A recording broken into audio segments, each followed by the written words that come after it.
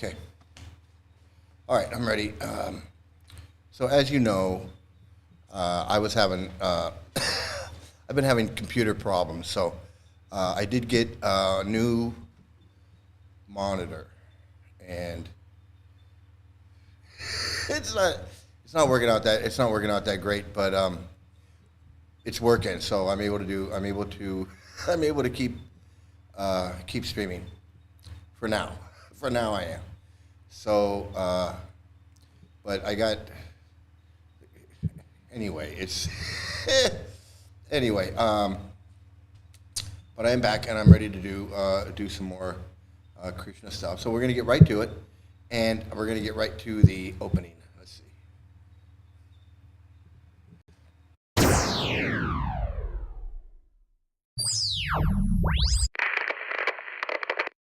Hello?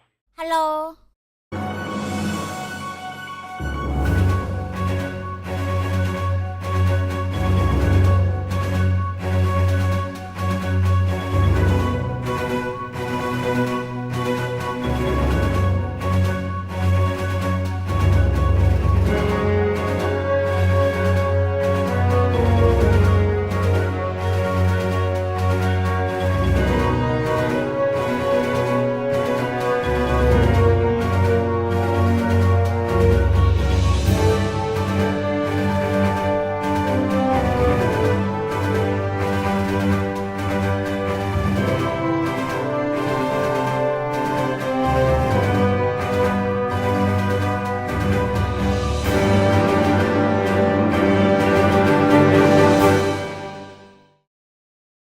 Oh man, hey, you gotta love that wheel. So I hope everything is working. I really, I don't know. I hope everything's working with the sound and the camera and everything. It's been rough. it's been rough. But anyway, okay. So I guess I got a few things. Like the thumbnail says, anything goes. I just wanted to have a class here for everyone who's looking to be deprogrammed. Anyone out there in the cult who has doubts, has thoughts and doubts, and just kind of looking around. You came to the right place. You came to the right place. Seriously, you came to the right place. So let me start off with, I'm going to start off with a video here of, let me see. Let's see how we're going to get this going. So this is an old video from the old days, and I don't know if any of you've seen it before, but I'm gonna show it, and I'm gonna talk about it a little bit.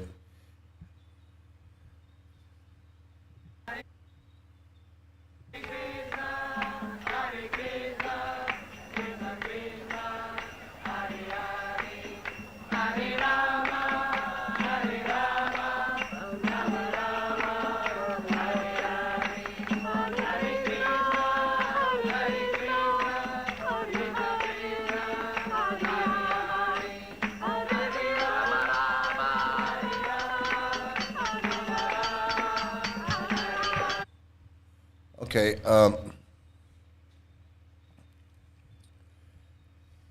do I get this? How do I get myself on here? No, that's not right. Okay. So, what happened? I don't want to do that. I just wanted to do.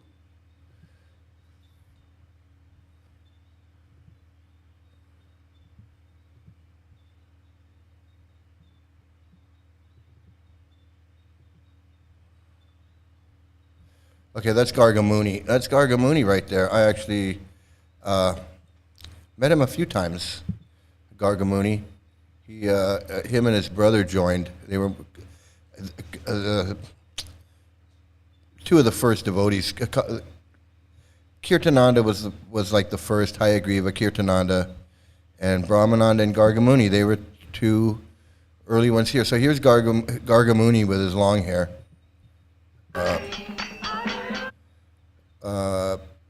Yeah, I met him in Vrindavan. He's good friends with Yashodanandan, or at least they were old buddies from back in the day. So I met him in Vrindavan, and there he is, back as a young man. Sono lo scopo di tutti gli esseri viventi.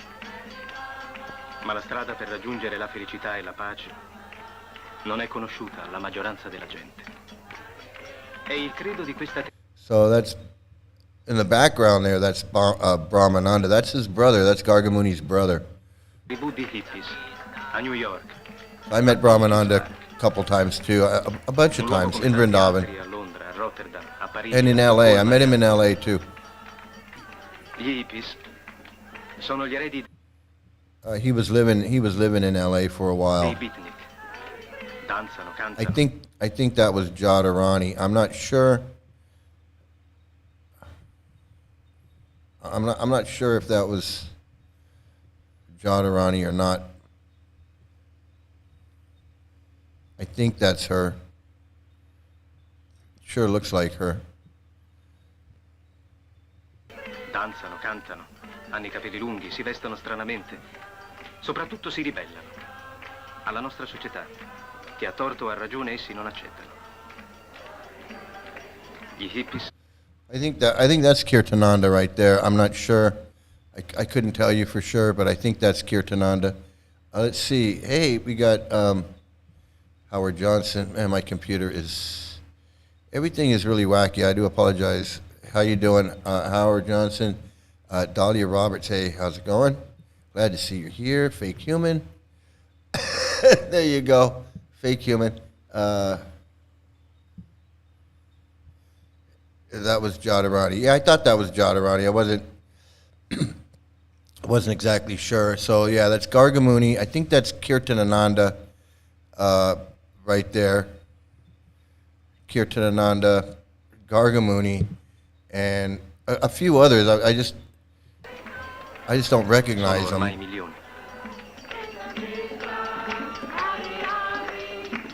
That's Brahmananda. So that's Gargamuni's brother, Brahmananda. I met him a bunch of times. I bought some books from him. He was kind of he wasn't a scammer or nothing. Well, I mean, I guess he was. He was a scammer in his own way. Absolutely. He was a Swami. He was Brahmananda Swami for a while. He was just like Yashodanandan. They were no different. So yeah, he's a scammer. But I mean, he was when I met him, he was just living in L.A. at the L.A. Temple, and he sold me a bunch of books that were like they weren't Prabhupada's books. They were other books. They were like Gaudiya Math books, and just some books about gurus, about Vrindavan, about bhakti and different things, but they weren't Prabhupada's books.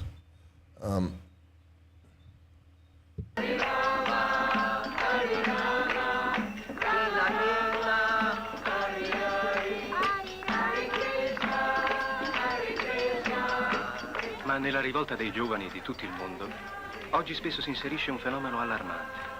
È il fenomeno degli allucinogeni, quale mezzo violento per una evasione dalla realtà. Per alcuni curiosità, stravaganza. Per altri forma quasi religiosa. È la nuova civiltà psichedelica, cioè dell'espansione della mente.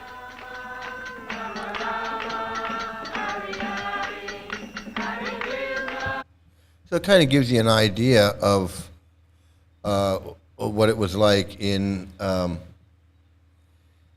It gives you an idea what it was like in New York in 1967 or 1966, whenever that was. 1966. Prabhupada comes over. He's like this Indian guru guy. You know, he doesn't have any followers. These are his followers. These are the characters. These are the characters that were attracted to Prabhupada at that time.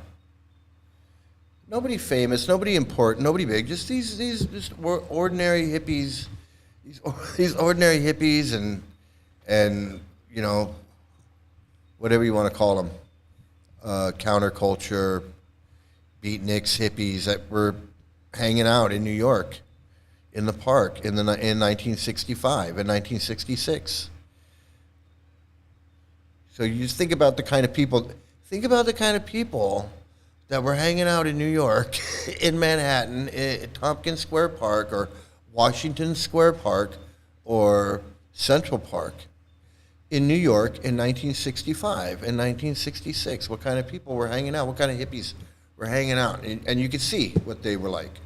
You could see Gargamuni and these others that were hanging out there in the park and just being hippies, probably smoking pot, maybe dropping some acid. I don't know. It's no big deal, right? But that's who these people were that were in the park chanting Hare Krishna. You know, they just and probably really thought that he could just like put the whammy on them and change their lives and turn them into swamis and gurus.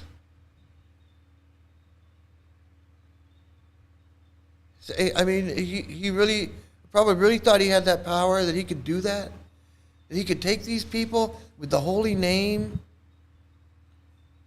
and do a little fire thing and chant on their beads and give them a spiritual name. And he was and he was going to just change. He really thought that he could do that, and they were going to become these. They were going to become, and then suddenly dozens of them become renounced sannyasis, bunch of lunatics. Yeah, they're just as crazy as Prabhupada to think that they were now somehow these gurus, and spiritual holy men like Prabhupada. Well, Prabhupada can do it, I can do it. Prabhupada's just sitting there telling these stories, reading out of these books. I can do that. I watched him do it. I've been watching him do it for 5 years. How to make the little fire thing and chant and do the artik. He really thought he was going to turn these guys into some Hindu monks. That's why I look at these guys. All of these guys, they and then they crash. They're like all fired up. I'm this guru. I'm this devotee. I'm pure devotee. I'm spiritually advanced. I'm making advancement. I'm burning off karma, whatever the fuck it is. And they think that they're like, oh, I'm like every fucking Hare Krishna I ever met. Radha Kunda and Yashodanandan and all of them. And they riding high for a while. And then boom. They're not Swami anymore. They're not Swami anymore. They're back to being no, they're not just back to being just a normal devotee. No, not at all. If you think that these gurus like Yashodanandan or Brahmananda or any of these swamis that change ashrams, is that what they call it? They call it changing ashrams, right? And they fall down and they're no longer swami anymore, and they put on a white dhoti. What is that? They still think that they're Swami. They still think they're cosplaying as a Swami. They still think they're Swami. I'm just not wearing the Swami thing. If you think that they went back down and like they're no longer, they don't have that mentality, this ex-Swami bullshit. Yashodanandan ex-Swami. Trivikram ex-Swami. Rameshwar ex-Swami. Bhavananda, they're not ex-Swami. They're not ex-Swami. They're still deluded. They're just as deluded as they were before. If Lokanath can touch a little girl and still be a Swami, You don't think that Yashodananda doesn't think that he's Swami too? And all these guys. They think, Prabhupada thought he was able to just put the whammy on them and turn them into friggin' Hindu monks, Hindu sannyasis, these hippies and degenerates and who knows what they were. Not that they were like evil people, but they're just a normal average person. But Prabhupada thought he could put the whammy on them and just overnight, they're swamis. Something that these people spend their whole lives dedicated to learning and studying and being a monk in a temple and whatever they're doing. Oh no, these guys, because probably could put the whammy on them. It only took them 6 months. 6 months, a year. You can get your thread. You get your Brahmin thread. You're saying your Gayatri thing, and then I give you the stick, and then you can go preach like you're a friggin' Swami. He was all he was just sending people out to friggin' sell his books. If you sold enough books and you brought in enough money, then you were like you could be a Swami.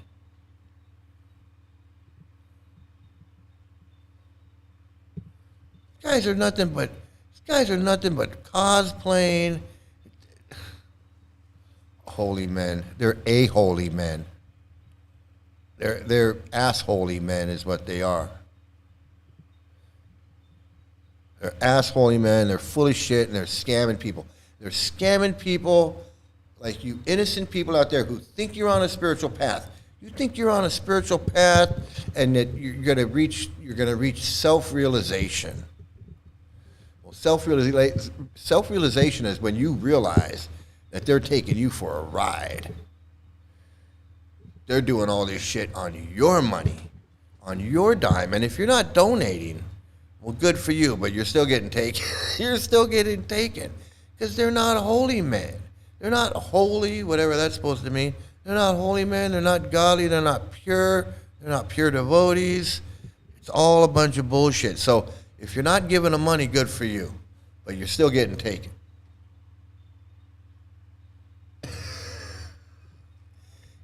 Can you add a super chat function? I bet some of us will donate to help you get another computer. That's really nice, but I don't have enough followers yet, subscribers. So as soon as I get enough subscribers, I'll definitely add the super chat.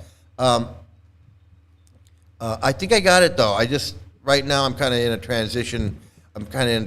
Period. I got this monitor here that's like really cheap monitor, and the resolution is really bad, and everything's big, and it's good for my eyes though, because I can read everything, and I'm not like straining to read, but everything's really big, and it's just all messed up, and it's just a pain in the ass, and but yeah, that's where I'm at though, but I'm kind of getting used to it. I mean, I've got what can you do? What can you do?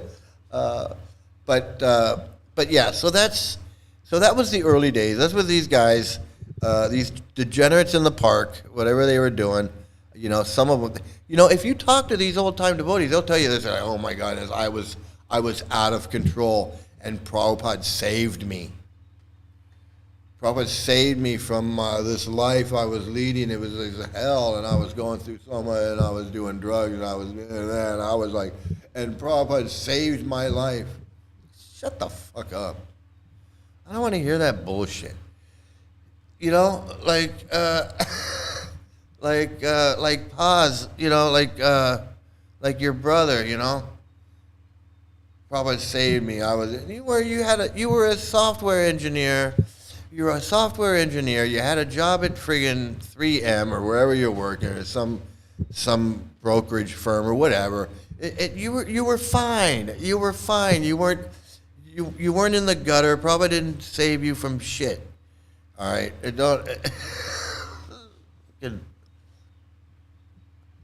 Okay. So I wanted keeping in that same vein, I came across this really cool video, and I wanted to show a little bit about it, because of this guru crap. This stuff about a guru and a pure devotee and all of these things, that these gurus have so much control. They have so much control over people's lives. Telling people when they can get married, if they can get married.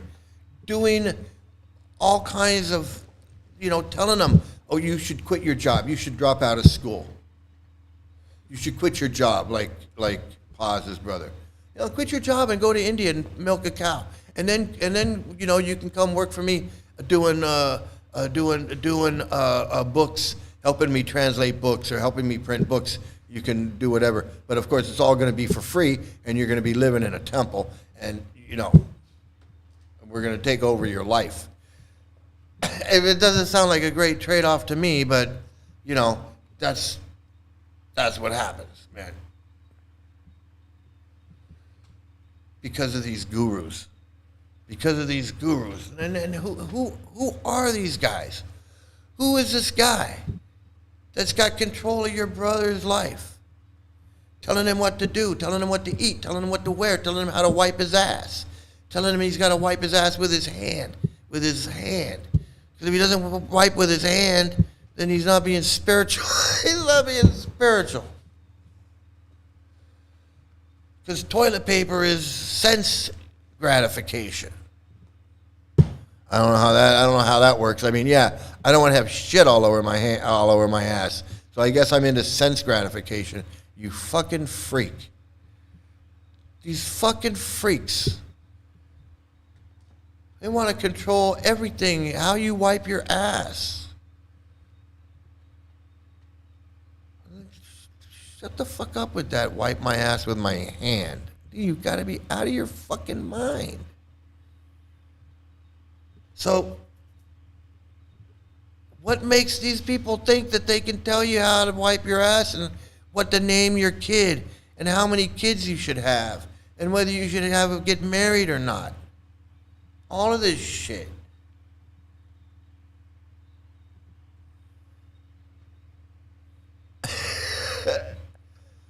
Yeah, because in India they don't use toilet paper. In India they use water. They use their hand and wipe their ass with their hand. They use water to wash. Then they wash their hand, and that's supposed to be Vedic and clean.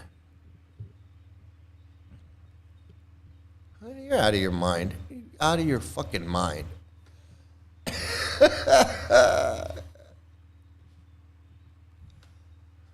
Like, out of your fucking mind. You got to take a cold shower.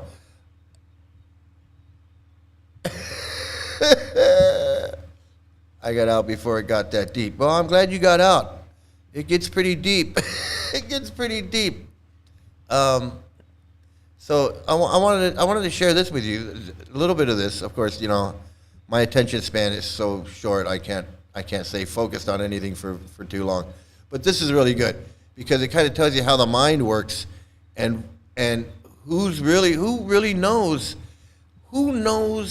what and why do they know it? Like, why do we consider some people an expert and some people we just say, oh, well, they're not. You're not an expert. Like, knitting cult lady is a cult expert, and the Hassan, Stephen Hassan, he's a cult expert. They've written books. They're recognized as expert. I'm not an expert. Why? I know a lot of shit. I know the same shit they know. I've been studying cults for a while. I was in a cult for a while, just like them. They were in cults. Most of their knowledge comes from their experience in the cult. And then they went and they studied more about cults. Well, I have too. But they're experts. I'm not an expert. Why? I'm not complaining. I say I'm not an expert. Why are they considered experts?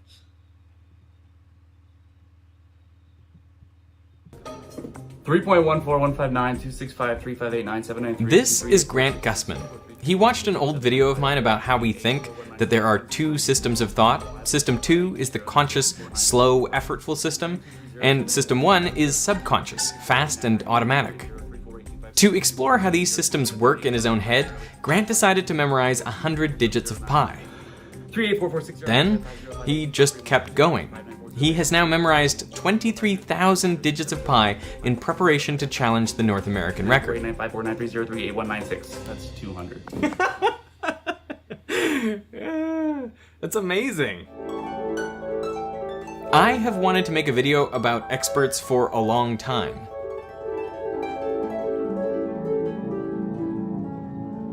This is Magnus Carlsen, the 5-time world chess champion. He's being shown chessboards and asked to identify the game in which they occurred. This looks an awful lot like Tal Botvinnik. Whoops. Okay, this is the 24th game from Seville, obviously. Now I'm going to play through an opening and stop me when you recognize the game, and if you can tell me who was playing black in this one. Okay, sure. Okay. So I'm sure you've seen this opening before. Okay, it's gonna be Anand. Against Zapata. How can he do this? It seems like superhuman ability. Well, decades ago, scientists wanted to know what makes experts like chess masters special. Do they have incredibly high IQs? Much better spatial reasoning than average? Bigger short-term memory spans?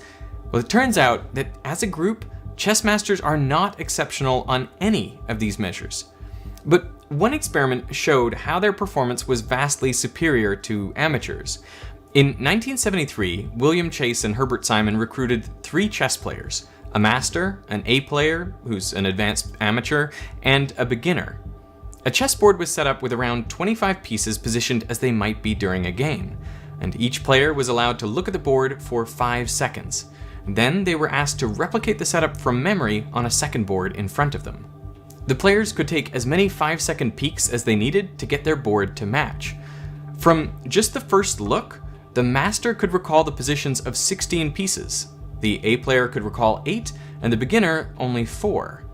The master only needed half the number of peeks as the A player to get their board perfect. But then the researchers arranged the board with pieces in random positions that would never arise in a real game. And now, the chess master performed no better than the beginner. After the first look, all players, regardless of rank, could remember the location of only 3 pieces. The data are clear. Chess experts don't have better memory in general, but they have better memory specifically for chess positions that could occur in a real game. The implication is what makes chess masters special is that they have seen lots and lots of chess games. And over that time, their brains have learned patterns. So rather than seeing individual pieces at individual positions, they see a smaller number of recognizable configurations. This is called chunking. What we have stored in long-term memory allows us to recognize complex stimuli as just one thing. For example, you recognize this as pi rather than a string of 6 unrelated numbers, or meaningless squiggles for that matter. There's a wonderful sequence I like a lot, which is 30173, which to me means Stephen Curry, number 30, 173 games, which is the record back in 2016, so 30173.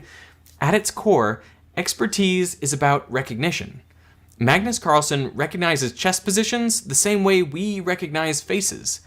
And recognition leads directly to intuition. If you see an angry face, you have a pretty good idea of what's going to come next. Chess masters recognize board positions and instinctively know the best move. Most of the time, I know what to do. I don't have to figure it out. To develop the long-term memory of an expert takes a long time. 10,000 hours is the rule of thumb popularized by Malcolm Gladwell, but 10,000 hours of practice by itself is not sufficient.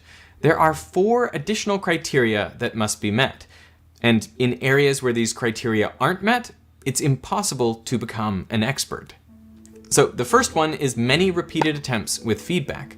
Tennis players hit hundreds of forehands in practice. Chess players play thousands of games before they're grandmasters, and physicists solve thousands of physics problems. Each one gets feedback. The tennis player sees whether each shot clears the net and is in or out. The chess player either wins or loses the game, and the physicist gets the problem right or wrong. But some professionals don't get repeated experience with the same sorts of problems.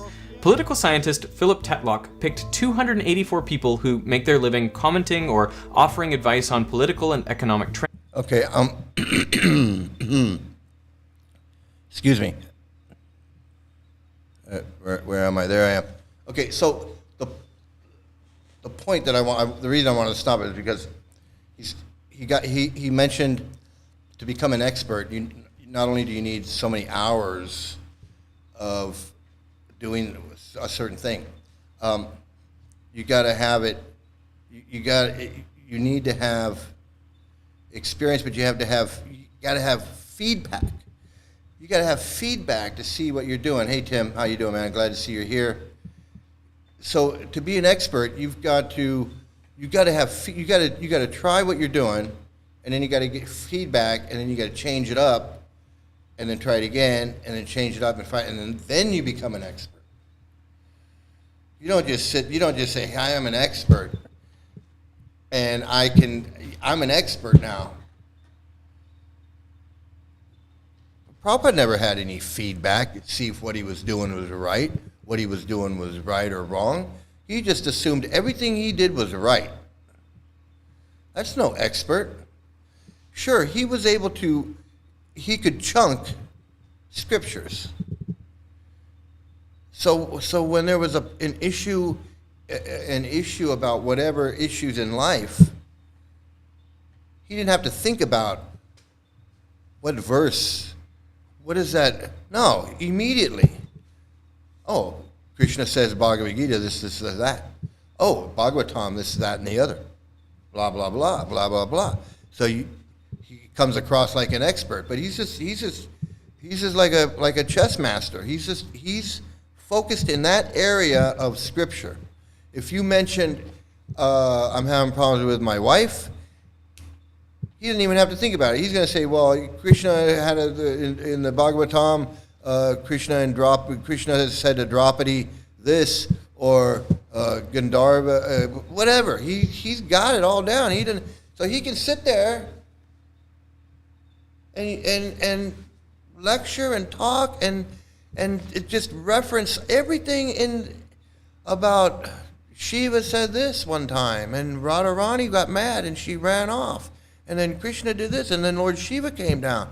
And there was a time when Lord Shiva did this, and we're sitting there going, damn, man, he knows his shit. Yeah, well, he knows that.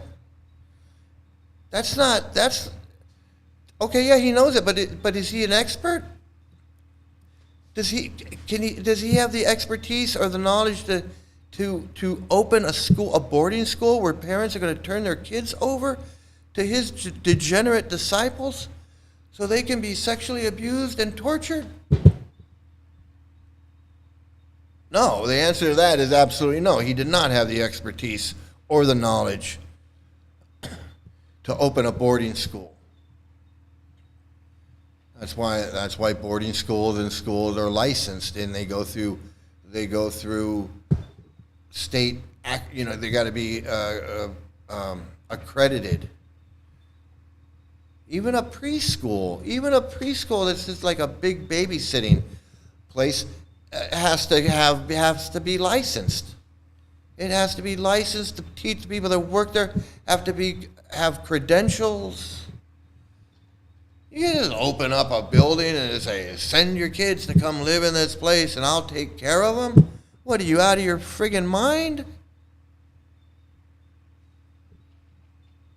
That's it. It's insane. And he's giving these people sannyas and making them swamis and telling them to go preach and do this. Is he getting any feedback from that? How are these guys actually swamis? Or are you just making them swami so they can go sell your books? Or making them swami so that they won't leave your movement, so they can feel important? So they can feel like they're advancing and doing something. When actually, they're no different than they were the day they joined, except they got a shaved head and they're friggin' vegetarian now. Other than that, what the fuck have they learned in 2 years? You really think these guys are friggin' pure devotees? Swamis? This is a friggin' joke. Friggin' joke.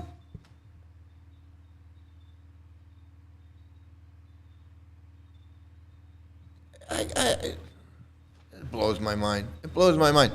To think that we were all duped, and you out there, you're still being duped into thinking that this Prabhupada was some kind of expert or scholar. Because he could translate Sanskrit into English.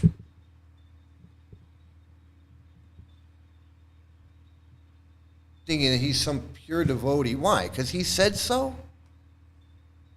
Because he wrote a book and called it As It Is?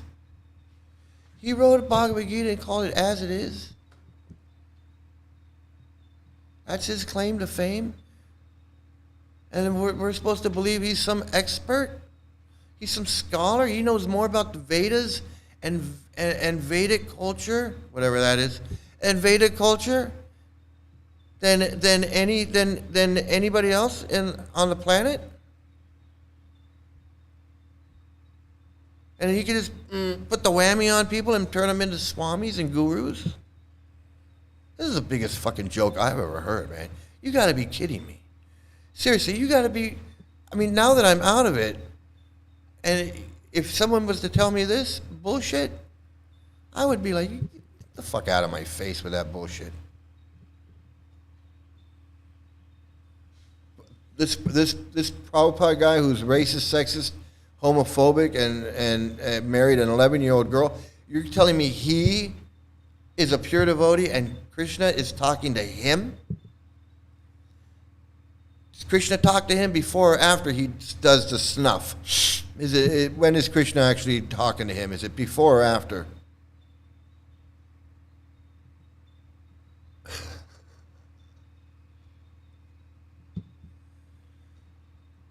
It's crazy. It's crazy. You're no expert. No expert at anything. You know, the only thing he's an expert at is fooling us and fooling you out there. You fooled me. You fooled me. I got to admit it. I can't sit here and say, oh yeah, I was in it for 20 years and but I wasn't fooled. Yeah, I was fooled. I was fooled.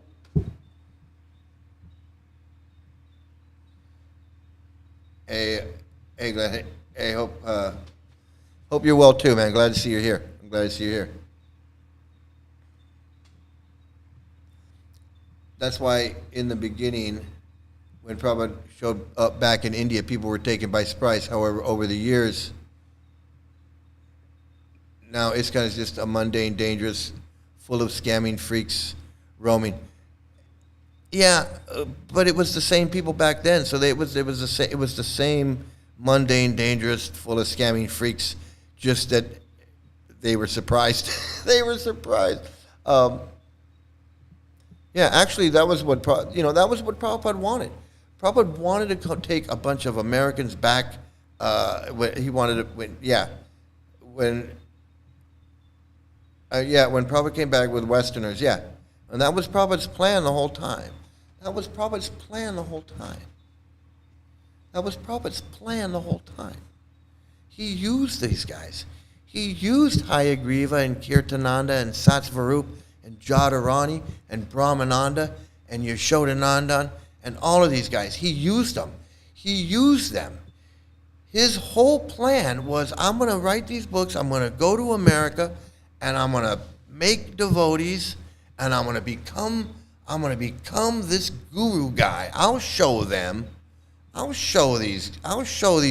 guys that don't think that I'm anything and they're making fun of me. I'll show them. And he went and he couldn't find anybody. So he took whoever he could find. He couldn't find any real spiritual people, anybody that really wanted to take it seriously, anybody that was really worthy of being being a sannyasi. No, he got Kirtanananda. He got Keith Ham and Hayagriva, these lovers in college, because Hayagriva could, the only reason he accepted them, because Prabhupada didn't want homosexuals in his movement, the only reason he accepted them is because they were the only ones around, and Hayagriva could edit his books and help him get his books printed. It's the only reason he tolerated these guys. He just used them. He used these guys to print his books, to distribute his books, and then when he got enough of them, he took them back to India and he was like, see what I did? See who's got the last laugh now? I got all of these guys and they're all collecting money for me. And I'm going to build me a big temple right here, and I'm going to build me a big temple over there, and I'm going to build me a big temple in Mayapur. I'll show you. You guys laughed at me, but now look, look what I did. I got all these guys. Who's got the last laugh now?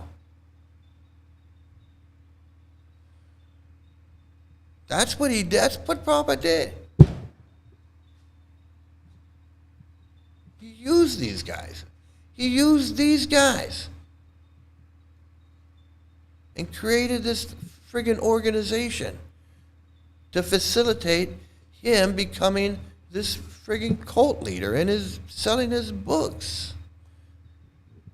He was a failure at everything else.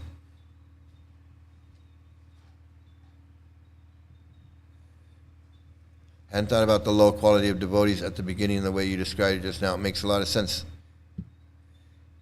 He couldn't get anybody. He was in New York for like a year before he found Kirtanananda and Hayagriva.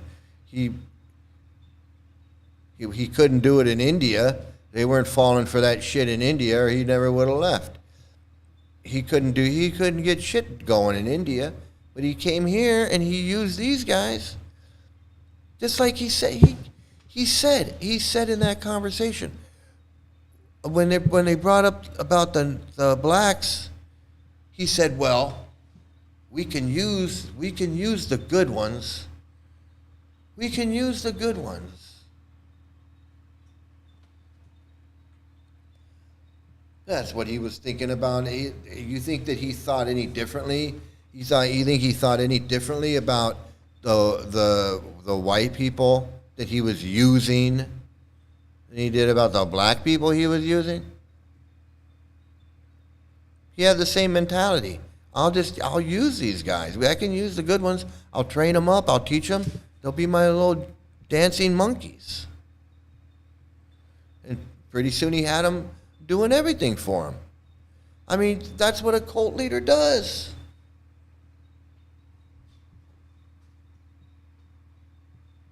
That's what a cult leader does. He's no friggin' scholar. He's no friggin' expert. He didn't have no expert. There's a bunch of other qualifications for being an expert. He doesn't even meet the first one, which is experience with and getting feedback. There's no feedback. Prabhupada thought he was a pure devotee. Everything he did was perfect. If anything didn't work out, well, that's his karma. That's your fault.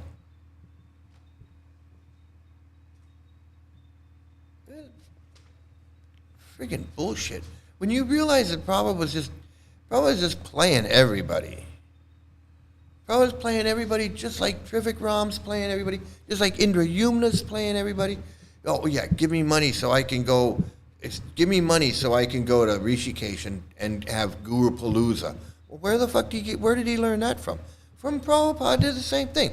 And you guys need to go out and collect money because I want to go to Kumbh Mela. And you guys got to take me to Kumbh Mela. And we got to set up a whole thing, and we got to build a stage, and we have to have all that, and we got to have food, and we got to do it. You guys need to get out there and collect some money.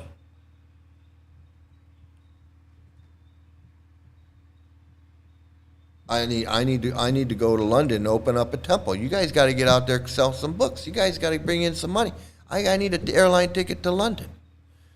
And then from London, I'm going to go to Africa, and I'm gonna make a stop off at my new temple in friggin' Nairobi or wherever it is, and you guys got to pay for that too. You guys need to get out there and hustle some books. It's the same thing Trivikram's doing. It's the same thing that other joker with the swimmer pod. It's the same thing. They send me some money so I can go swim in the Thames, and I'll print these books. I'll print these books in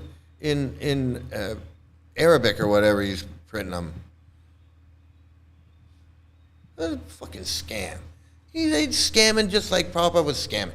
Prabhupada taught him how to scam. Go sell my books. My personal instruction to you as your guru and you're my disciple, my most important instruction to you is go sell my books. The fuck?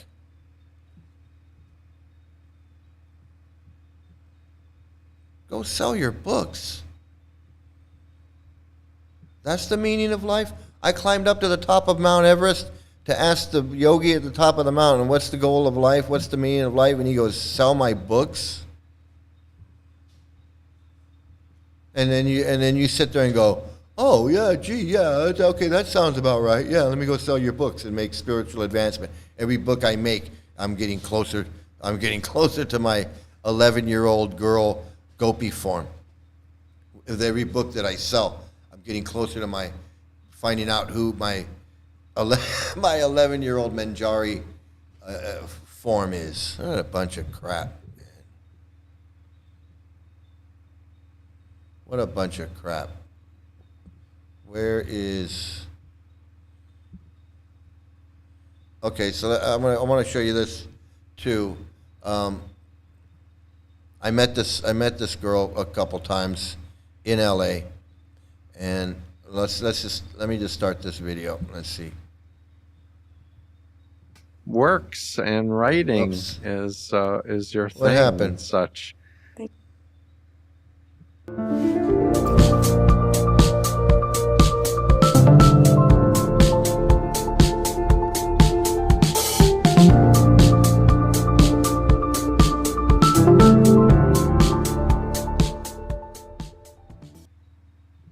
Let me just start off before we get this going. Let me just start off by saying I'm not a big fan of this guy. I'm not a big fan of this guy, but he is an anti-cult guy. What is this now? I mean, what do you? To be honest, the modus operandi of Jehovah's Witness seems identical. Yeah, they are very similar. I worked with a girl that was a Jehovah's Witness, and we became good friends at work. And I was a Hare Krishna, and she was a Jehovah's Witness, and we exchanged cult secrets. We exchanged cult secrets, and I learned a lot. See, that's why I'm actually an expert, because I learned a lot about the Jehovah's Witness from this coworker, and I was really surprised at how identical Jehovah's Witness is with Hare Krishna. And I was a Hare Krishna, so I found it fascinating that Jehovah's Witness was so identical in a lot of their philosophy, a lot of their techniques, a lot of their tactics, a lot of things. So in a lot of ways, this is very much identical to Hare Krishna. And then, so I learned a lot about that. And then Scientology. Scientology is also identical to Hare Krishna. In fact, I call Scientology is Hare Krishna for nerds, So I was really surprised at how identical Jehovah's Witness, Scientology, and Hare Krishna are. And I've been, not studying. It's not like I'm in class studying, but I've been, as a hobby, I've been studying, researching, I guess is a better word, researching cults. And that's why I say, I've come to a lot of the same conclusions that a lot of these experts have. So I might as well be an expert too. I guess that's what I'm trying to say. That's what I'm trying to say. Hello, I'm Dr. Stephen Hassan with another episode of my podcast, Cult Conversations, the Influence Continuum with Steve Hassan. And I have an old friend and colleague with me today, Nori Muster. Nori and I think, she was just telling me before we started recording that we met first in 1997. Shortly after her first book came out called Betrayal of the Spirit. This is the hardback original one. And here's a picture of Nori when the book came out. And I understand you have a newer version, a paperback you can hold up. And very important, good book. Let me just get into it. You were a member of the International Society of Krishna Consciousness, or ISKCON, for 10 years, from 1978 to 1988, and worked in the group's PR office. So we're going to talk about PR and maybe get into the cult of Trump sometime in here. But Well, I'm surprised that she was only in for 10 years. And I met her a couple times at the LA Temple. She would come and she would hang out up there, even though supposedly she had, not supposedly, even though she had written this book and had left the cult, she would come up to the temple, and I met her when I worked for ITV, and that was like 94 and 95. So she had not written the book yet, I guess, or she was working on the book. Maybe that's why she was hanging out up there. But she would go and hang out at the LA Temple, and I don't mean hang out, but I would see her at the temple. I ran into her a couple of times up there. And she seemed very chummy and friendly and with a lot of the devotees at the LA Temple. let me just say, after you left the group, you earned a Master's of Science degree from Western Oregon University, and you work with juvenile sex offenders. You're a writer, researcher, and let me just say you've also written a bunch of other good books. Maybe you can hold them up as I mention them. Let's see. Child of the Cult. Great. And then Cult Survivor's Handbook. Great. And then you wrote your own I Ching and positive thinking book, Dreaming Peace. Yeah. And I've seen you at cult conferences. You've been really wonderful, wanting to help people who are thinking of joining Krishna, or families who are worried about a loved one who gets into it. I recently interviewed a colleague and friend, Steve Gelberg, and I should say that there's a documentary called Monkey on a Stick. And this is the hardback of Monkey on a Stick. Good one. And Steve Gelberg, who I interviewed about his involvement as well as his forthcoming book on music and psychedelics. I saw Joe Zimhart in the docuseries as well. It was very well made, and I hope that they find a platform for it to come out. And now we're in a world of epidemics of cult mind control. We really are. And we know from history that when there's a lot of economic instability and change and political instability, people ask bigger questions. What's my life? What's my purpose? How do I live? What am I doing? And so, and cults are preying on people's human desires to understand and be the best person they can and to know where they fit into the world. So with that, I'd like to welcome you to my podcast. And it's so important, I think, for you to share a bit about the Krishnas. I bet most people think of George Harrison and some of the other songs and such. But take it away, Nori Muster, Oh, please. thank you, Dr. Steve. I'm so grateful to be here. This is really a good chance to talk these things out. Yeah, where to start? I know that we want to talk about Prabhupada being the founder and the drugs and the abuse of children and so take a moment, and where would you like to start today? Well, after I left, I went to graduate school. Yeah. And before I joined, I was working with juvenile delinquents in college. Mm-hmm.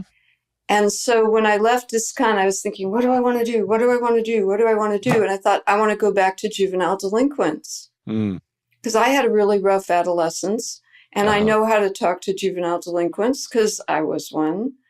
And I ended up, when I went to get my, not internship, but it was like to work in the field, the only place that I could get hired as a volunteer was at the juvenile hall. And when, because the other private companies have confidentiality issues and they don't want to hire students as volunteers. So I worked at the juvenile hall again, which was wonderful. And the only opening they had was for the juvenile sex offender ward. And this was in 1990. And nobody understood what child abuse was back then. Like that was before the Catholic priests were exposed and things like that. People just didn't believe it existed. So there I was working with all these juvenile sex offenders, and I was the art teacher. So we did art, and I would give them directions like do a map of your life, or, just... I'm gonna interrupt you, darling. Please forgive me, but we only have an hour, and I want to hear your story about how you. Okay. Well, anyway, so the way it worked out was that after I learned all about child sex abuse, I went back to ISKCON to help, stay at the Pyramid House and do and I met the children, and they told me they were abused in India. And if I hadn't have had that degree and understood what they were talking about, well, anyway, when they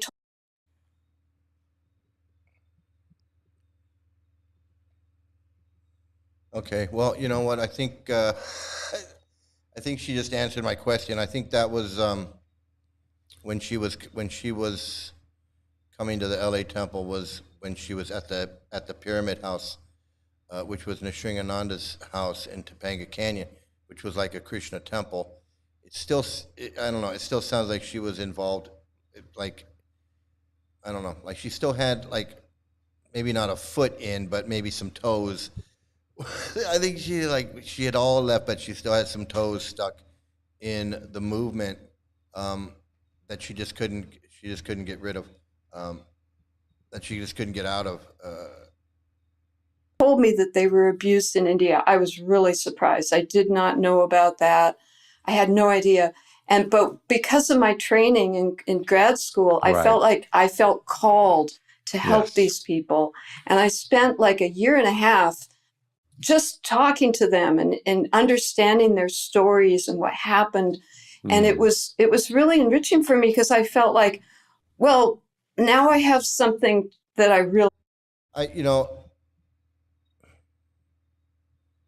don't know. I have a hard time believing that she was in the Hare Krishnas and she was in the PR department and she was working for Back to Godhead magazine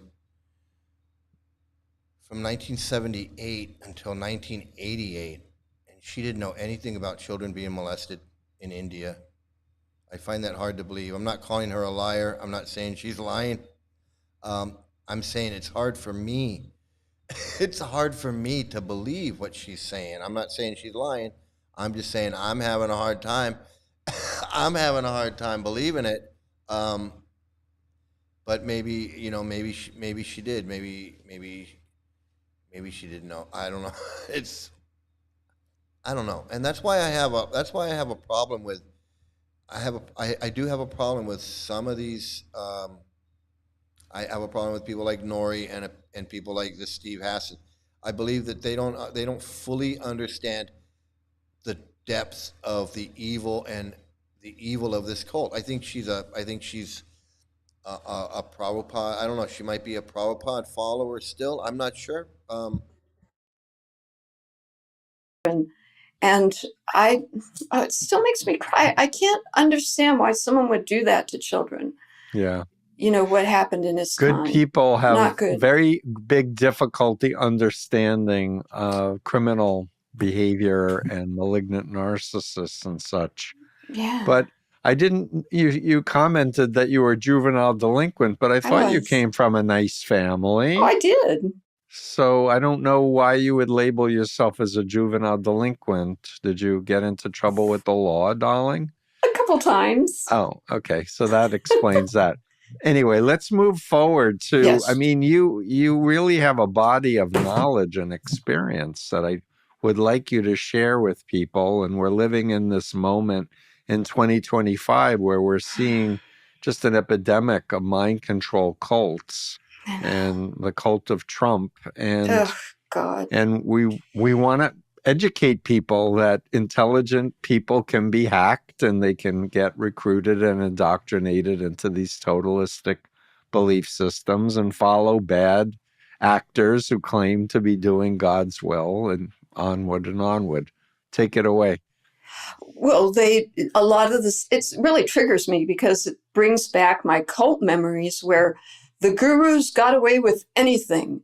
You weren't allowed to criticize them because then you were a demon and you were going to have to go to hell, and your family, all your, like they really went out of the way to make people ignore their crimes.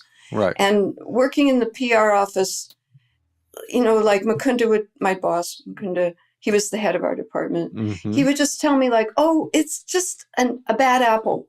As soon as, Hansa Duda's gone, everything's going to be all right. And I believed him and he believed it. Yeah. We were all kind of pulled into that.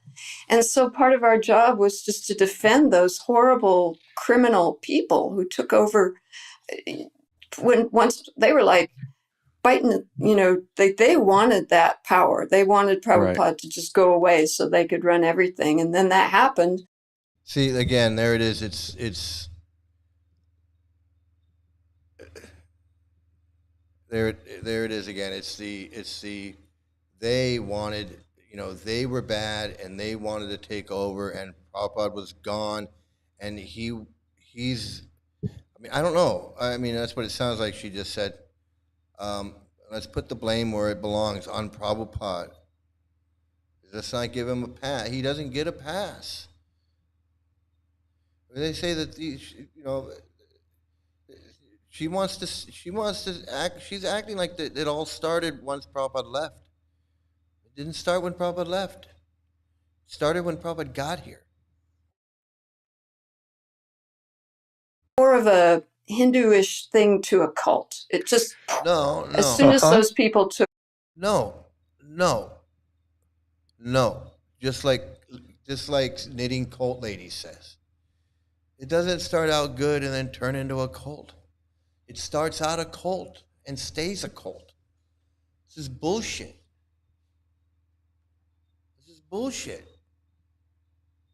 It wasn't a good, nice thing and then it became bad. No, it was bad from the get-go. Prabhupada was a scammer guru, just like all these other scammer gurus. He was the head scammer guru. He taught them how to be scammer gurus. He lied, he cheated. It's not 5,000-year-old scriptures. It's not a 5,000-year-old tradition. There was no chanting of Hare Krishna 5,000 years ago. There was no chanting of Hare Krishna 1,000 years ago. There was no chanting of Hare Krishna 500 years ago.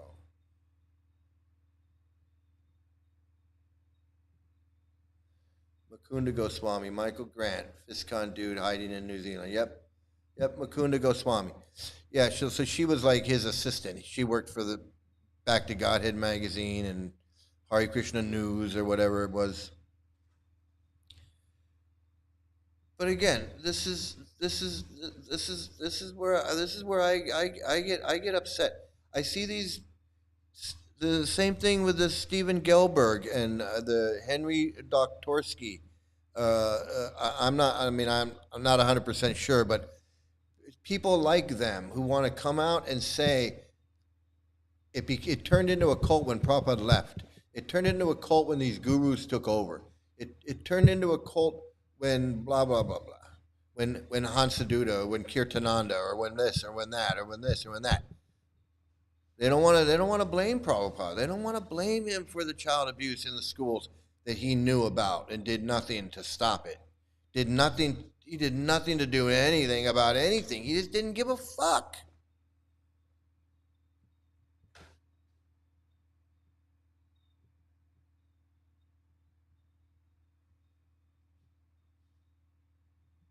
Oh, it fucking pisses me off. 5,000-year-old delusion. Yeah. Prabhupada was the original scammer guru. Why can't she just sit there and go, yeah, Prabhupada came over here and he scammed everybody. He had us working for him, selling his books, all these 11 guys. He turned these 11 guys into gurus. He took the worst 11 guys he could find, turned them into gurus, and just set them loose on the world. But she don't want to say that. She don't want to admit that they're just following Prabhupada's orders. They're just doing what he says to do. He trained them. He taught them. Where do you think they got the idea to do all the things that they're doing? They talk like him. They walk like him. They act like him. They move their head like him. They do all the hand movements. They do everything like him. Where do you think that they got it from? Jayapataka and Lokanath Swami and all of these guys.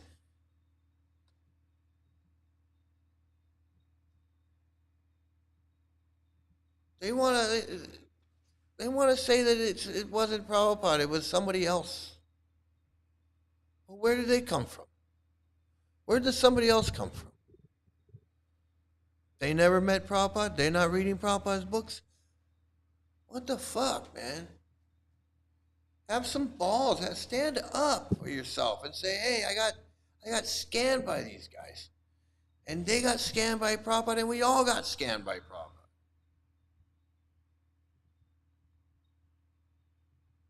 Took over, and it was already happening before they took over. Yeah, there was hash smuggling and drug smuggling, I think, when Prabhupada was around. And when he was around, there was a lot of deceptive fundraising.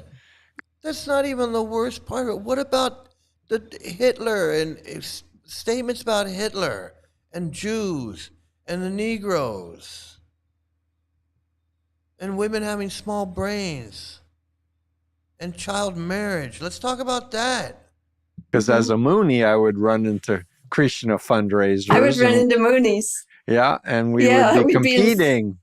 We'd be at the same place competing for donations. Right. So, because, cults copy from each other. It's like, wow, they make a lot of money. Sometimes I can't believe this guy's an actual expert. I can't believe he's an actual expert, and I'm sitting here with 400 subscribers. Could do that too. We can have, people out selling flowers or whatever. And, so there were all kinds of problems. So the drug smuggling, later LSD, there was the sexual stuff. The LSD was very early on. Well, you know what? That's, it's like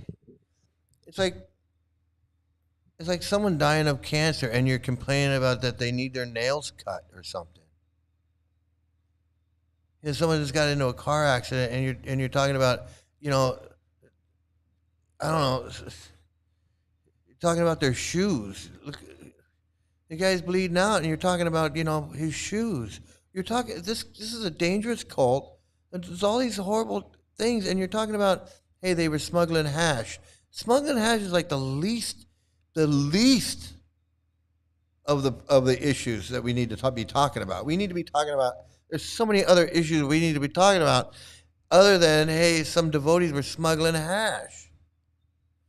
Let's talk about the real damage that this cult does to people and their families and children and women. Let's talk about that. What are you talking about? Oh yeah, so some of you guys were doing LSD and smuggling hash. I mean, come on, man. Come on. I see. And the guru who was taking the LSD was doing it for quite a long time before they finally kicked him out. Well, they didn't even kick him out. He just left on his own. Well, I guess they did kick him out. I don't know. It's always something. But Right. every one of those guys got And bad. what was our understanding of George Harrison?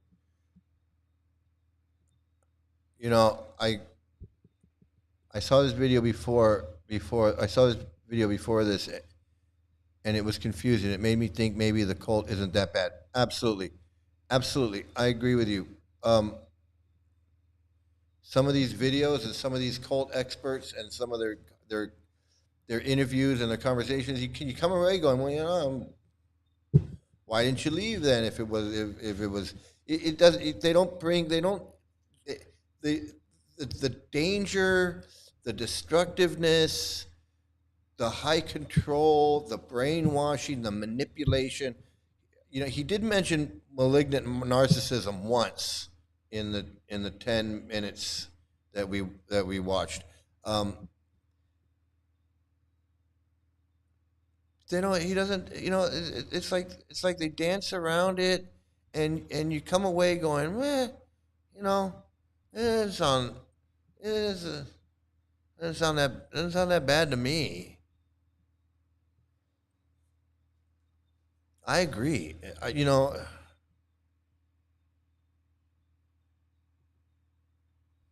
she talks about Jayatirtha. He walked away, right, headless, on his birthday as well. I didn't know it was his birthday. You learn something every day. I didn't know it was his birthday, but yeah, he lost his head in the airport. I guess he was waiting. He lost his head in the airport, as some people do, but he literally lost his head. He literally lost his head in the airport. It upsets me. It upsets me that if you watch some of these interviews of ex-devotees talking about, you know, perfect example. I mean, some devotees don't know. They don't know. They dodged a bullet and they didn't even know anyone was shooting. They dodged a bullet. They didn't know anybody was shooting at them, and they dodged like 10, 15 bullets. That's the real issue. And a lot of devotees, if you don't know, then you don't know. But like that girl in New Zealand, she just got tired of it. She didn't like it. It was too much anxiety, whatever. But she doesn't know half the shit about the abuse and the controversial things, the things about Jews and Hitler and Negroes and women with small brains, and 3 things you can beat: a dog, a drum, and a woman. I mean, that's a horrible thing to be teaching. You know how many times I heard that? You know how many times I heard that saying? Well, you know, Prabhupada says there's 3 things you can beat: a drum, a dog, and a woman. I heard that a lot. I mean, I heard that a lot. There's so much you can talk about in this cult. There's so much disgusting shit that you can talk about in this cult. And you're going to be talking about, oh, they were smuggling hash, they were dropping LSD.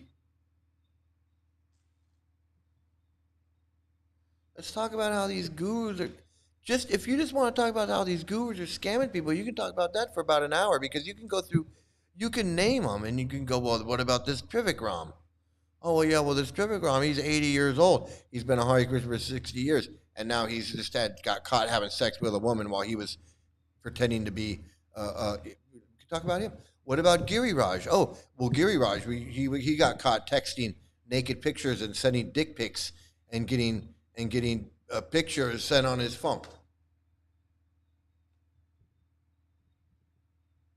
So he was scamming people too. What about the guy that's swimming in the river? Let's talk about the guy that's swimming in the river. He's asking for people to donate money so he can go swim.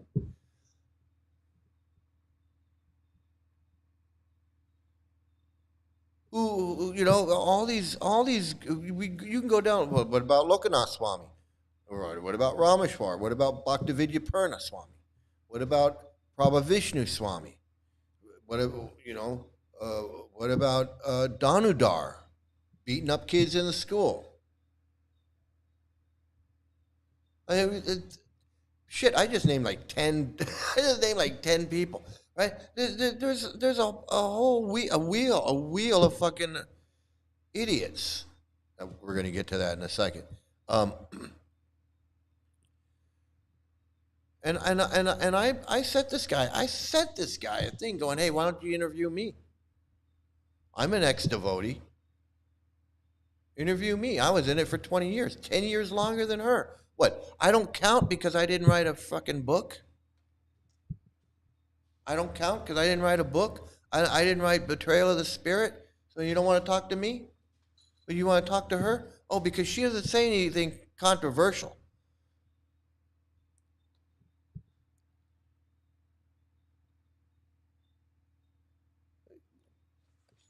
You have me on, you'll get a fucking million views because I'm gonna tell it how it is.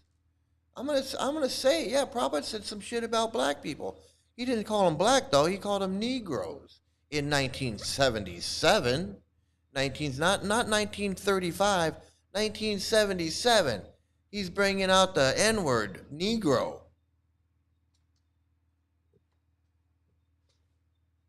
Talking about Hitler was a good man. He didn't. I don't believe Hitler killed all those Jews. Hey, you know, why don't we talk about that? How come Nori Muster isn't talking to Steve Hassan about that? Why don't we talk about when he says that we can kill, we'll be able to just shoot people? You believe in Krishna? No, boom.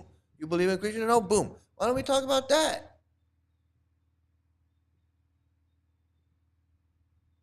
Why don't we talk about some of these things while you've got Nori Muster from the Hare Krishnas, worked in PR for 10 years. You got her on your friggin' podcast. Why don't you ask her some real questions? Or don't you know about this stuff? Why don't you ask about the guy that got shot in the van? That's why people like that expert brings lady who worked for ISKCON News headquarters and knew nothing about children being molested while their parents were collecting donations so Nori could assist Mukunda.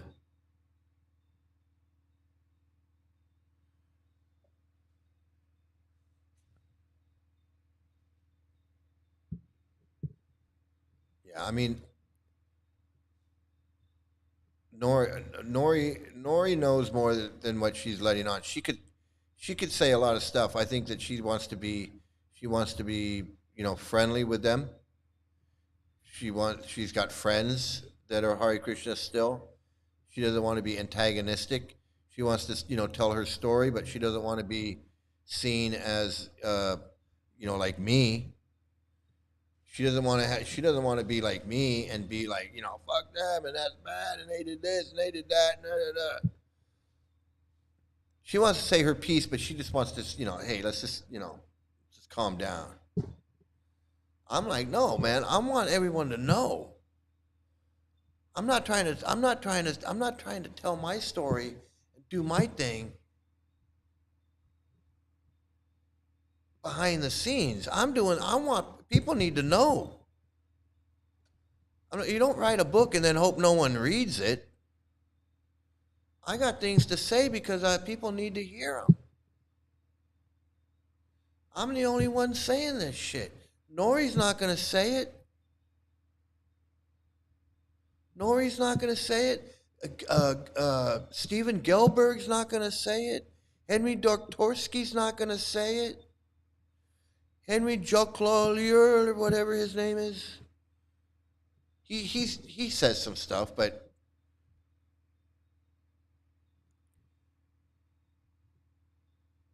they don't want to say it. They don't want to say what I got. The pod guy will say it, but he's a fucking wacko. He's a friggin' wacko.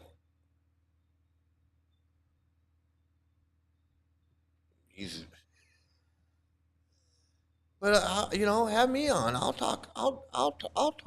and I'll bring up quotes, and I'll have the Veda base right here, and I'll say, well, shit, Prabhupada says. Oh, this is something I found. So you can see the Veda base is really good, and I'll show you. So this is a letter. This is a letter that Prabhupada wrote, January 29th, 1972, to Satsvarup. And here, look what it says. The Gurukul program has my full approval, and I am requesting you to develop it to the perfectional stage. This is a tremendous new chance that Krishna is giving you to serve him. You may go ahead with the down payment, but if there is any further delays, you may return the money to Karandar or transfer it directly to my account. So here he's putting Satsvarup in charge of this school, of the Gurukul program. What experience did Satsvarup have with opening and running a school, boarding school for children? I don't know. I don't know.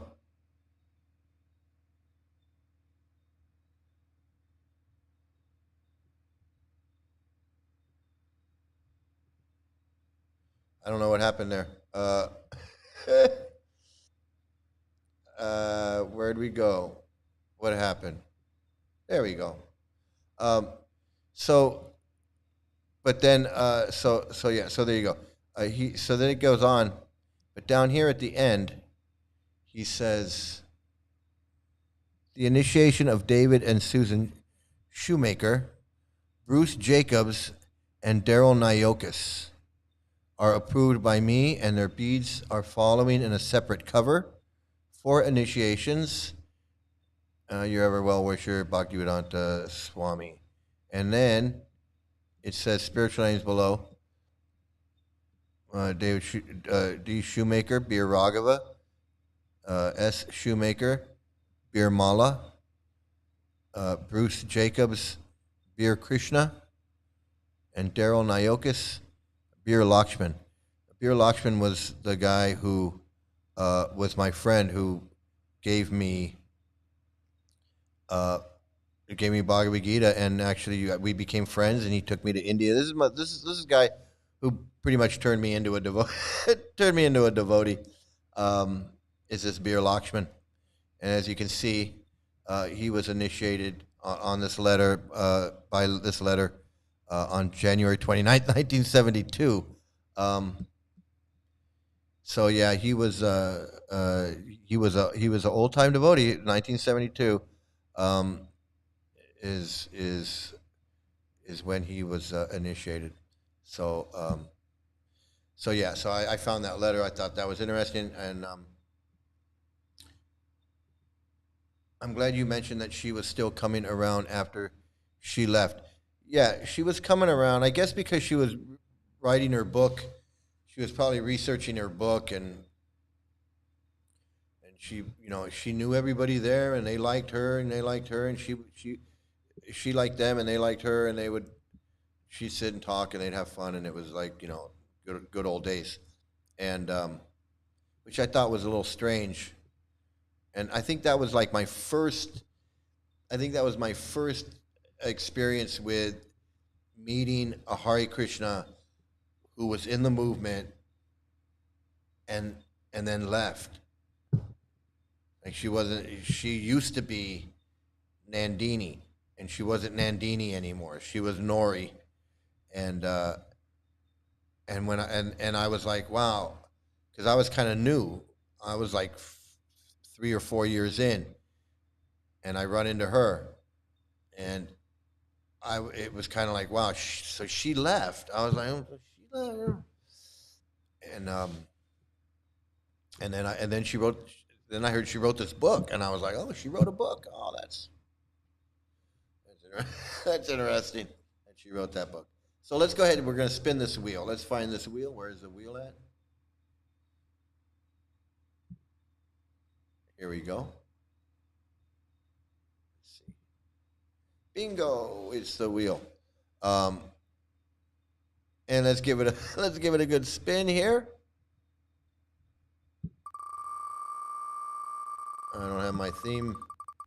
We're a little late on. Hey!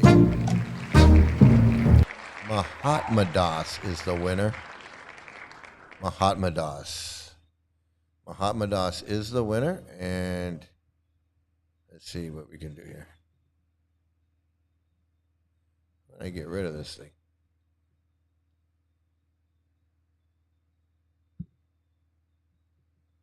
Okay, so let's look up Mahatma Das. This will be fun because he's a real character, and he's a let's see if we find.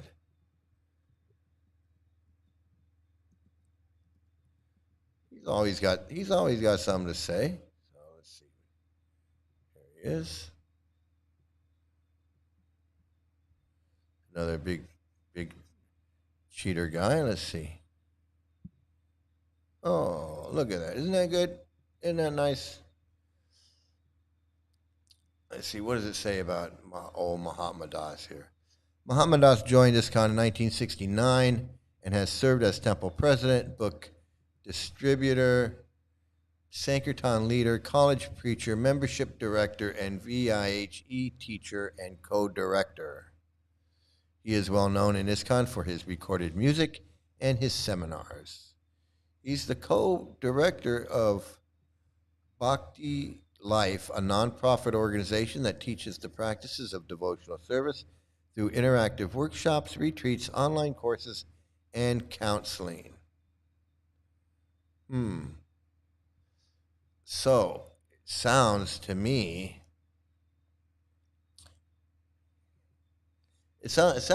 like Mahatma Das, he's doing kind of like a Tony Robbins type thing where he's giving these seminars, like these life coaching seminars based on Krishna consciousness, which sounds like a scam. Okay, I don't know how else to put it, but it sounds like a big scam to me.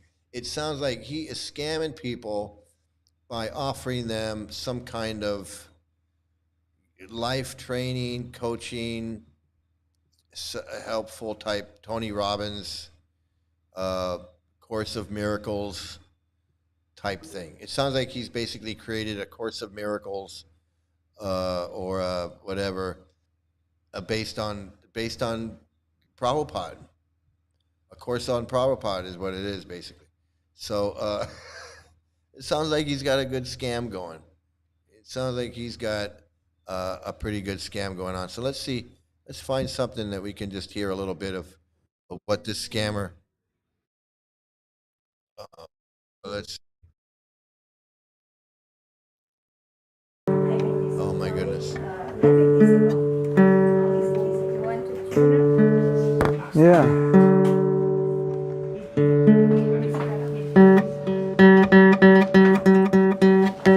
Where am I trying to get it?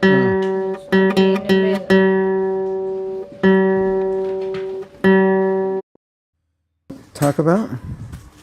Okay, so obviously, I don't know if you can see, but it says, how much sense gratification can you have and still go back to Godhead? And then it says,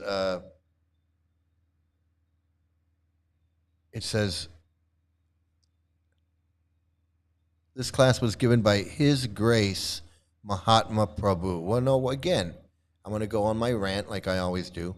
What fucking grace does he have? What has he ever done that's graceful? Why does he get this title, His Grace? Why? What did he do? What has he done? Because he begs with books? He's been a book distributor. He's been begging with books for 40 years. So now he gets a title. These guys make me sick. I'm telling you, these guys make me fucking sick. Or a question they want to discuss?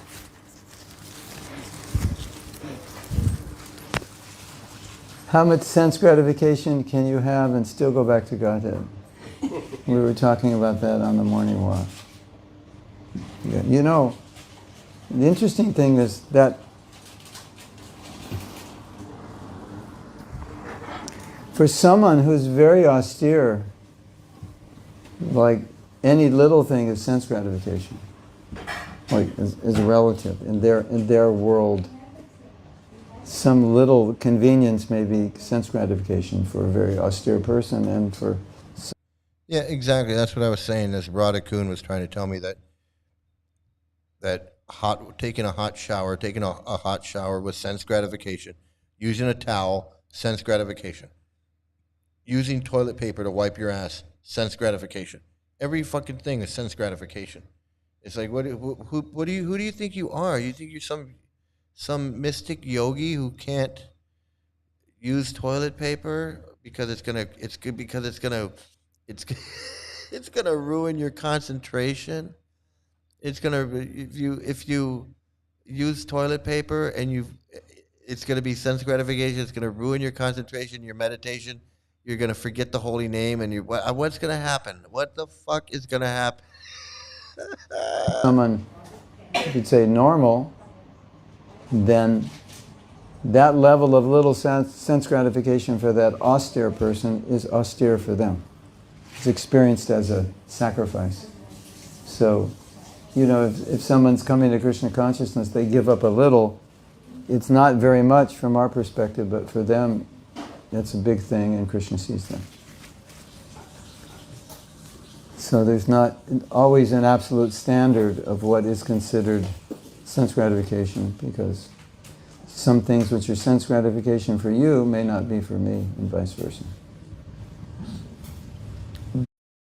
But Well, that's convenient. So I guess they could just say, well, Prabhupada was doing snuff, but he wasn't doing it for sense gratification. He was doing it, he could do it, and it's not for sense gratification. Well, then why is he doing it? He's doing it for medical. Well, then he's feeling it. Then he is feeling it. It's such bullshit.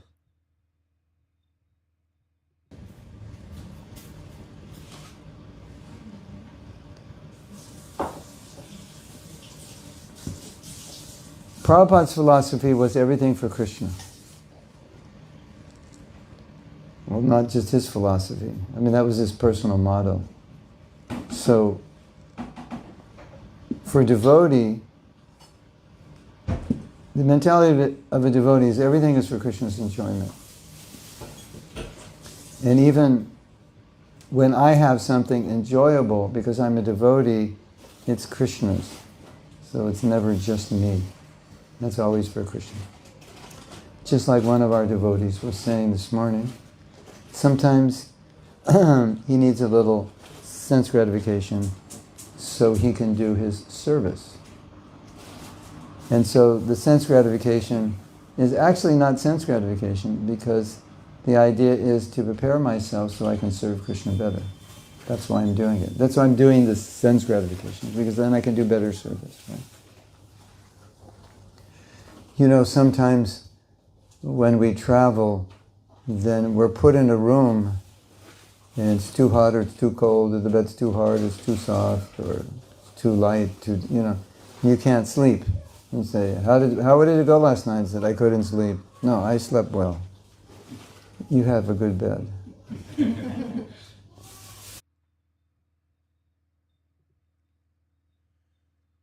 You're going to try and tell me that this is a spiritual person that's got some kind of spiritual knowledge that he can inject into my brain because I wash his feet and drink the water? Or if I put flowers around his neck, that somehow he's going to give me mercy or grace, and that's going to give me some kind of knowledge that's going to make my life better? You're going to try and tell me that this fucking scammer, and if I render some menial service to him somehow, that's going to make my life perfect and make me happy? What a bunch of bullshit. I can't believe you people are still falling for it. I can't believe you're still falling for it.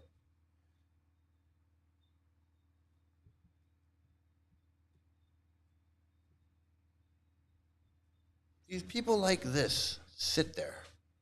He hasn't said a fucking thing. talking about sense gratification. What has he said? What has he said that's gonna fucking change my life? It's gonna make a difference. He doesn't even, he's totally cosplaying because he doesn't even come across like he's some spiritual person. Like he's not a holy man. He's just playing at it. And he's not even doing a good job at it. I mean, seriously, I came out of this cult totally jaded and bitter. I can see through these people like friggin' like glass. I can see right through these guys. I've seen so many of these guys. Yashodanandan and friggin' Radha Kunda and every fucker at the LA temple. These guys don't fucking mesmerize me or nothing. I see right through them. And I see him as the fucking scammer that they are. Ripping people off. It's not even a matter of like, if somebody wants to follow him, they can. That's up to them. No, this guy's a fucking scammer. This guy's a fucking scammer. He ain't got nothing to teach nobody. That's like going to the fucking Renaissance fair and you're going to run into some guy dressed up like a fucking knight in shining armor and you're going to fucking, and you think that he's a real fucking knight. He ain't real. This guy ain't real. He's playing. He's pretending. He's a fucking cosplaying fucking scammer. Living off it. People that are think that he's teaching them something. Like that friggin' giggling. Look, where is that? I got it. Where is? Let me get this.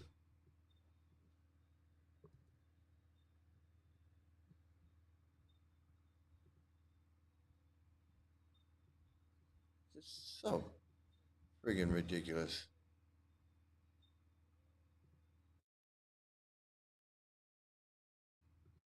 Hare Rama, Rama Rama, Hare Hare. He's Hare no different than this Krishna, guy. Hare Krishna, Krishna Krishna, Hare Hare. He's got these Hare people. Look, Rama, he's Hare got them so Rama, fucking Rama Rama, Hare Hare. Sri turn their brains to. Krishna Prabhupada has turned their brains to Chaitanya, mush. Sri Krishna Prabhupada has turned their brains to mush, Chaitanya, where they Sri look at this Krishna guy and they think Chaitanya, that he's Sri some kind of Krishna guru. This friggin' Chaitanya, this Sri fucking scammer, Krishna and then Chaitanya, he's Sri got them Krishna convinced that Chaitanya, act like a Sri friggin' Krishna blithering idiot Chaitanya, Sri is Krishna spiritual advancement. Chaitanya, That if she sits there and Sri cries and Krishna laughs Chaitanya, and Sri just Krishna acts Chaitanya, totally Sri whacked out, Krishna that she's Chaitanya, somehow on a Hare spiritual path Krishna, Hare to Krishna, friggin' Krishna Goloka Krishna, Vrindavan or Hare Hare, something. Hare Ram. It's a mental facility, man. It is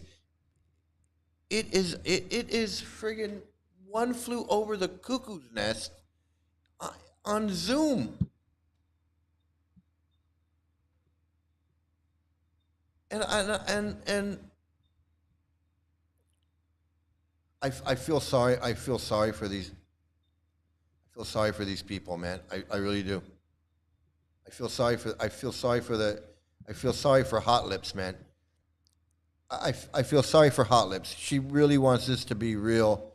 She's playing the part. She thinks she's in ecstasy. She thinks she's Hare Rama, Rama Rama, Hare Hare. Hare Krishna, Hare Krishna, Krishna Krishna, Hare she's Hare. crying. She's Hare laughing. Rama, Hare Guru Rama, Haridas over here Rama is laughing. Rama, Hare Hare. Hare Krishna, Hare Krishna, Krishna Krishna. Friggin' scammers, man.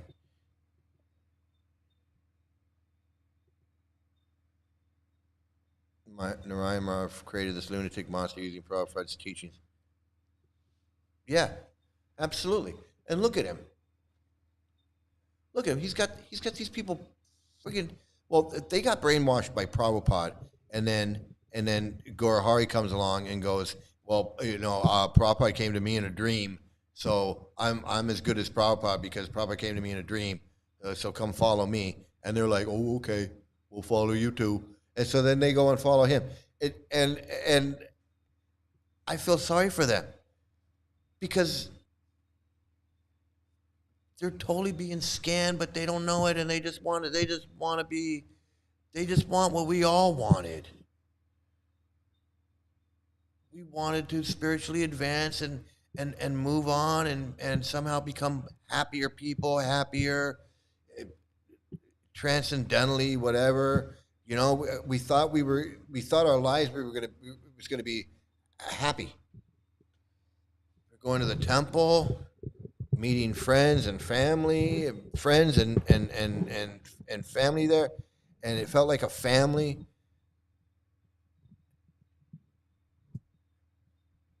And it was nice for about the first 24 hours, and then it's just downhill all the way. It's just downhill.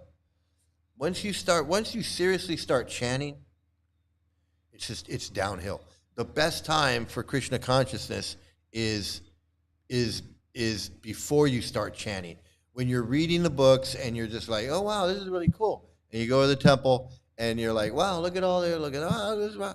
And then you're eating the prasadam and you're like, oh, wow, this is really good, and wow, everybody's so nice and everything's so cool.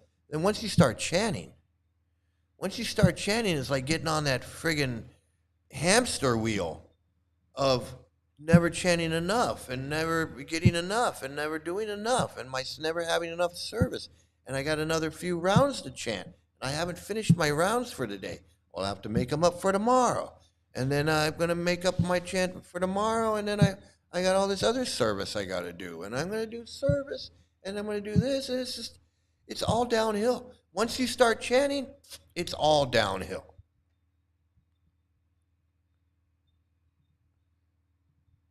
Snotty Acharya. Yeah, he's the one who blows his nose in the middle of kirtan. He's just like, Hare Krishna, and then, oh, I'm sorry, Hare Rama. Yeah, man, he is, and the girl there, the Indian girl is like, I do this anyway, so it's like no big deal for her. But the hot lips is like, because one day she's gonna realize that it's not real. One day she's gonna have self-realization, and that self-realization is, I've been scammed. That's the real self. That's the real science of self-realization, is when you wake up and go, the fuck have I been doing? I wasted 20 years of my life. That was my self-realization. Exactly how much chanting is 16 rounds? Chanting 16 rounds, it's about 2 hours of chanting, depending on how quickly you can get through it. It's about 2 hours of chanting, but usually it takes 3 to 4 hours, because nobody really just goes right through it. Some people do, but most people don't. Even Prabhupada would be chanting late at night because he didn't get all his rounds finished. He was doing other stuff. So even Prabhupada would, he would chant throughout the day. If he didn't, he would, especially as time went on, he chanted less and less, according to Tamal Krishna. He chanted less and less. But there's videos of Prabhupada where he's chanting, and I don't know how many rounds Prabhupada was chanting. Prabhupada might have been chanting more than 16. Prabhupada might have been chanting 64 rounds or 32 rounds or, I don't know, 24 rounds. I don't know. I don't know what he was doing. But for us normal people, it's about 2 hours of chanting. 2 to 4 hours. 2 hours of gibberish. 2 to 4 hours a day is a big burden. Yeah, it's a good chunk. It's 2 hours of your time, and it's not 2 hours. It's usually 3 to 4 hours. Like me, I had a job. I worked at American Express, so I didn't chant in the morning before I went to work. Sometimes I chant at work a couple rounds, maybe knock out a round or two at work, like at lunch or something. And then I would chant on the way home in the car. I would chant a couple rounds on the way home. And then when I got home, I had to chant a bunch of rounds. So I was chanting, in the evening, and then I'd go to the temple and go to, like, Bhagavad Gita class or something at the temple, and then chant after the class was over. And then that's how I would get my rounds done. But not, and I was pretty consistent with that for a lot of years.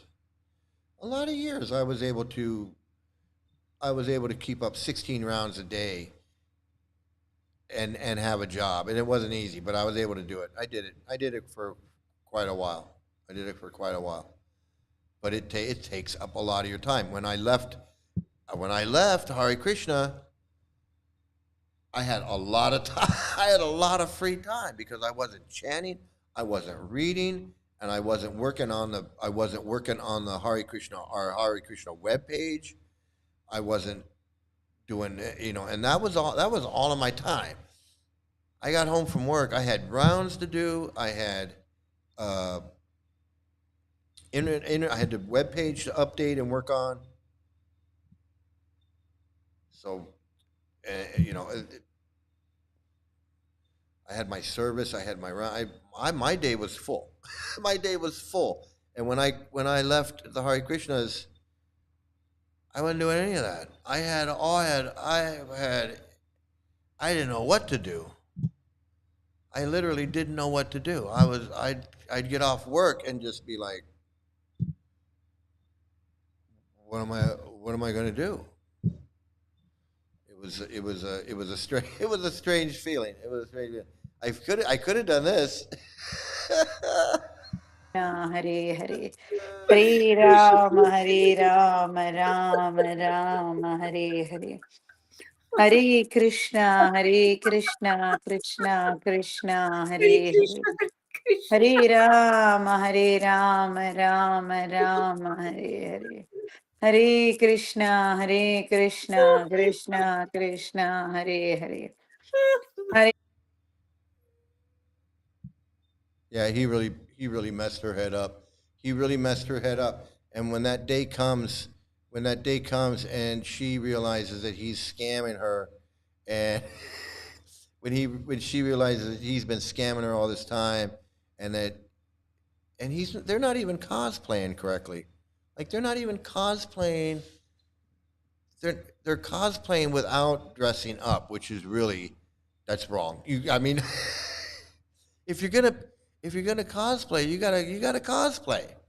You can't half-ass. That's like Sri Dayananda. You can't half-ass. You can't cosplay in your Lacoste polo shirt and your Ralph Lauren polo shirt and your khakis. You can't do that. You can't do that. You can't be a guru in your Ralph Lauren polo shirt and your Dickies and this is not right. And Gorahari over here in his black hipster T-shirt, man. I don't know, man. This is disturbing. But Hot Lips is the one that gets me, man. I really feel bad for her. I feel like I feel like she's gonna crash really hard, and she's gonna crash really hard one day, and chant and be happy equals chant and be miserable, hating your life because you just wasted it joining a goddamn cult. Yeah, absolutely, man. She's gonna wake up one day. The Hot Lips is gonna wake up one day and go, "What the hell was I doing?" Get her to the hospital as soon as possible. She's having a seizure. Yeah. I can't tell. She's like, I don't know if she's laughing, crying, or having a stroke. I'm having a hard time. I don't know which one it is.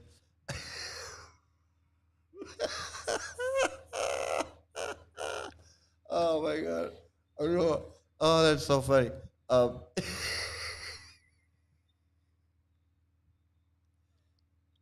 oh, but there is some humor in there, but I really do feel bad for her because she wants it to be real so bad, and this guy is such a scammer, and it's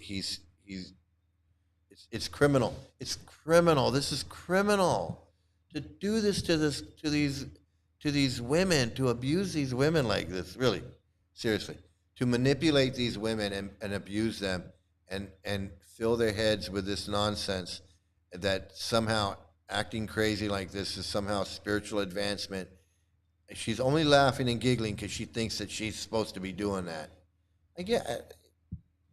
She's only laughing and giggling and crying and all of that because he has told her that this is what you do. This is what you do.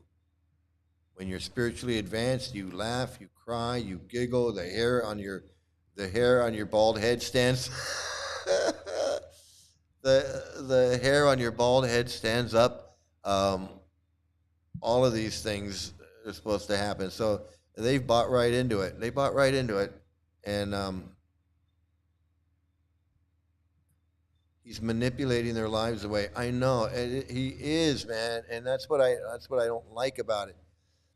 There's some humor in it, of course, because they're acted like a freak show, and like, oh, they're in a mental hospital, and yeah, it's funny. There's humor in there, but it's really disturbing though, because he's a manipulative, evil, sinister guy, and he's manipulating these women into thinking that he's a guru, and that somehow, and I don't know what they do to worship him. I don't know if they worship him or not. They must. They call him Guruji and Maharaj and all these things. So, he's he's got them brainwashed there. But whether they're sending him money or what they're doing, like how, I don't know. I mean, I almost don't want to know because I'll just get more pissed off if I find out that he's getting money from these people and totally just screwing their. I mean, yeah, it's so sad. But anyway, we're gonna end it here. It is so sad, and I say that while I'm laughing. No, it is. It is a crime. It is a crime. It's a crime against humanity. It is seriously. It's a crime. It's a crime against humanity. The UN should look into this. The UN should look into this guy and sanction him. They really should. It's bad. It's bad. But anyway, so that's, man, time just flies right by. They can hurt themselves by doing these stunts. It looks like could have a stroke. Yeah, that's what I said. She looks like she's having a stroke. I don't know what she's doing, but she looks like she's having a stroke. Hey, listen, I want to thank everybody. Listen, hey, don't forget, I'm on Substack, so if something happens to my channel, you can go over to Substack and check with me over there. I also joined the Reddit subgroup, so I'm on Reddit now because I figured, I might as well find out what's going on over there, and give us something to talk about because I don't know. I guess I'm missing out on a lot of stuff. I'm missing out on a lot of stuff, I guess. So I went over and did that. Hey, pause. Take care, man. Good luck. I hope everything works out. We want to know what's going on, man. We want to get your brother out of there, and then he can come on here and he can talk about how horrible it is in a cult. So we have plans. We have plans with your brother. But I want to thank you all for joining in today. It's been a lot of fun, and you can leave a comments if there's anything you want me to research, or if you want to send me links, or if you have gurus you want me to talk about or add to the wheel, anything you want, just go ahead, leave a comment, or you can send me an email. Where's my there, you can visit me on the web at itsmikesandoval.com, and you can send me an email at itsmike@itsmikesandoval.com. Anything that you want me to talk about on here, any gurus you want me to look into, or anything like that. If you have any links, pictures, photographs, anything at all, you can let me know, and I'll be happy to investigate or check it out and give you my opinion. I have freedom of speech. They can't touch you. These are all public figures. Therefore, they're subject to be talked about. Yeah, I don't want to. Absolutely, I just don't want to. No legal action. I just. I'm afraid that somebody might do some crazy stuff and might try to do something. I'm afraid that somebody might just try to pull some shit on me. So I'm I am concerned because my subscribers has gone way up, my views has gone way up, and so I just know that the time will come when they're gonna try and do something. So I just want to be prepared. But I want to thank you, everybody. Thanks again, man. It's been so much fun.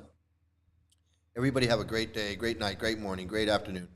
Have some great luck, and wish me luck on getting this computer, get this computer going and getting everything fixed. And please like, share, and subscribe to my videos so we can get them out.